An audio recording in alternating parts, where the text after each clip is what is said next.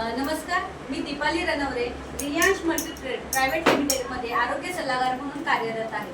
तर 1 महिन्यापूर्वी आपण ह्या बाळासाठी अमृत ज्यूस दिलेलं होतं. तर ह्या बाळाला आपलं काय आजार होता, आपण अमृत ज्यूस कशासाठी दिलेलं होतं हे आपण ताईंच्या तोंडून आणि त्यांच्या वडिलांच्या तोंडून आपण ऐकूयात. तर सांगू शकता मॅडम आपण की अमृत ज्यूस आपण बाळाला कशासाठी दिलं होतं? आधी लाळ गाळायची ना आणि थोडंसं समजत पण नव्हतं, किरकिर करायची, असं रडायची. आता सगळं ते थोडं कमी झालं, जास्त रडत नाही, लाळ गाळत नाही, ते थोडं दिसतंय आम्हाला. रिझल्ट तुम्हाला जाणवला? साधारण तुम्हाला रिझल्ट किती दिवसामध्ये जाणवला अमृत ज्यूस चालू एका केल्यावर? बाटलीतून दिसला आम्हाला. पहिल्या बाटलीपासून. पहिलेच तर तुम्ही हा कोर्स पुढे कंटिन्यू करणार आहात? तसं तुम्ही इतरांना काय सांगता की अमृत ज्यूस घेतलं पाहिजे की नाही घेतलं पाहिजे. चांगलं आहे, चांगला रिझल्ट. आपण चांगलं सांगणार ना, भेटलंय म्हणल्यावर कसं सांग.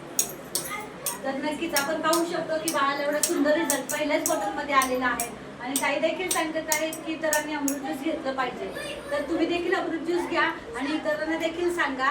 Thank you so much.